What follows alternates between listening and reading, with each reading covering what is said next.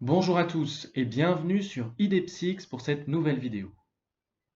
Aujourd'hui, on va s'intéresser ensemble au programme du bonheur. Peut-être vous arrive-t-il parfois d'avoir le moral dans les chaussettes, d'être un peu triste, voire un peu déprimé. Et vous vous demandez comment est-ce qu'on peut faire pour retrouver le peps et pour retrouver l'énergie.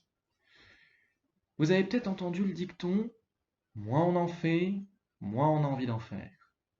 Eh bien, sachez que l'inverse est vrai aussi. Plus on en fait, plus on a envie d'en faire. Alors parfois, quand on n'est pas bien, on peut avoir envie d'attendre que ça aille mieux pour se mettre à faire quelque chose. Et quand on est dans cette situation-là, eh bien, on tombe dans un piège parce que finalement, si je suis pas bien à un moment donné, si je suis plus triste et que je ne fais rien, je risque de ruminer sur mes problèmes, de ruminer sur ce qui va pas, de ruminer sur le fait que, eh bien, je vais pas bien. Et quand je fais tout ça, eh bien, je continue à être un peu cafardeux et à être triste. Alors que si j'arrive à un moment donné, quand je suis pas bien, à me dire, bon, je vais tenter de faire quelque chose, le fait de lancer une activité, de me mettre en action, va augmenter mon moral, va entraîner un sentiment de satisfaction, va faire que finalement, je vais mieux, je suis de meilleure humeur, et comme je suis de meilleure humeur, eh bien, j'ai envie à nouveau de faire des choses. Prenons l'exemple de Paul. Paul a perdu son travail il y a quelques jours, euh, et il se sent particulièrement triste par rapport à ça, et particulièrement anxieux.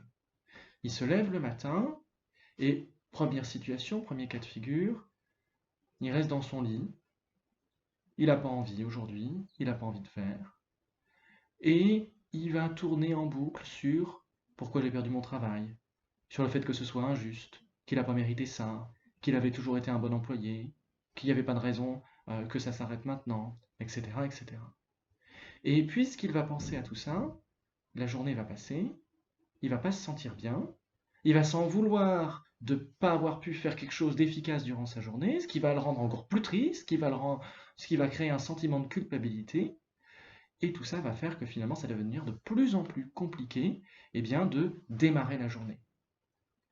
Alors que si Paul se lève le matin, qu'il est triste, mais que dans un deuxième cas de figure, il se dit, bon, je vais quand même faire quelque chose, je vais aller faire un footing. Le fait de faire un footing, le fait de faire une activité, va lui entraîner un sentiment de satisfaction. Il va pouvoir se dire, bon, j'ai pas perdu ma journée, j'ai fait quelque chose d'efficace. Du coup, il se sent mieux, du coup, il est moins triste. Et comme il est moins triste, eh bien, il a envie à nouveau de faire quelque chose. Donc là, vous voyez que plus j'en fais, plus je suis content de ce que j'ai fait, et plus j'ai envie d'en faire encore, encore et encore, jusqu'à ce que finalement, j'ai le peps, je sois à fond et que ce soit super. Alors, comment est-ce qu'on peut faire si jamais c'est compliqué à un moment donné de retrouver l'énergie? Eh bien, on peut d'abord prendre un papier, un crayon et faire la liste de toutes les activités possibles. C'est quoi toutes les activités possibles? Les activités possibles, ce sont les activités qui provoquent du plaisir parce qu'elles sont sympas à faire tout simplement.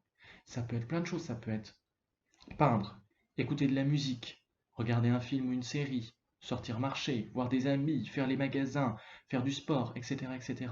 Si jamais vous avez des difficultés à trouver ces activités plaisantes, essayez de réfléchir.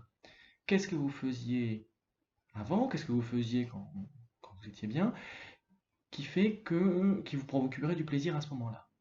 Si jamais vous êtes vraiment en panne d'idées, demandez à Google. Google a toujours des idées sur des activités sympas que vous pouvez faire. Donc ça, c'est un premier type d'activité, les activités qui sont plaisantes. Ensuite, il y a les activités obligatoires. Les activités obligatoires, c'est les activités qui ne sont pas très sympas à faire, mais qui en fait vont provoquer un sentiment de satisfaction après, qui vont faire qu'on est fier de soi en fait. Qu'est-ce que c'est par exemple? C'est le rangement. Typiquement, je sais pas vous, mais moi j'ai jamais envie de ranger, c'est pas le truc le plus sympa. Donc, quand on le fait, c'est pas super agréable. Mais une fois que c'est fait, il y a un sentiment de satisfaction, on est content de nous-mêmes. Donc ça peut être le rangement, ça peut être les papiers, ça peut être chercher un travail, etc., etc. Et puis il y a un dernier type d'activité, ce sont les activités qui sont en accord avec mes valeurs, finalement.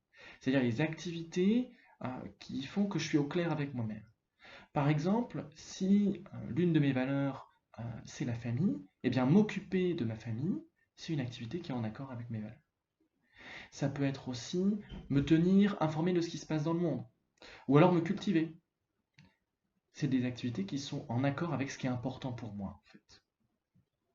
Une fois qu'on a toutes ces activités, eh bien, on va pouvoir les planifier. Planifier la journée en notant approximativement à quelle heure on a prévu de faire telle chose et telle chose. Pourquoi est-ce qu'on planifie à l'avance? Eh bien parce que finalement, si on a déjà planifié la journée, c'est plus simple à mettre en place, c'est plus simple de se mettre en action que si on attend la dernière minute pour se décider. Et puis si on attend la dernière minute pour se décider, eh bien le risque, c'est que finalement, si on n'est pas bien, eh bien on va décider de rien faire. Alors après, il ne faut pas être rigide non plus avec les horaires. Si vous avez prévu de sortir marcher à 10h et que vous sortez à 10h10, personne ne meurt. Donc, on fixe des horaires, mais on n'est pas non plus trop rigide. Et puis quand on fait ça, on essaie de s'encourager, on essaie d'avoir un créneau pour se mettre en activation, pour se booster finalement. Le credo que j'utilise le plus avec les patients, c'est celui que je vous ai déjà donné. C'est plus on en fait, plus on a envie d'en faire. Donc on résume. Quand on n'est pas bien, il ne faut pas ruminer et tourner en boucle. Le mieux, c'est de se mettre en action. Si jamais c'est compliqué, on peut lister toutes les activités possibles, qui peuvent être des activités plaisantes, des activités obligatoires mais dont on va être fier, ou des activités en lien avec les valeurs. Une fois qu'on a identifié ces activités, on les planifie sur la journée. J'espère que cette vidéo vous a plu et qu'elle vous aidera. Et puis maintenant, il n'y a plus qu'à passer à l'action.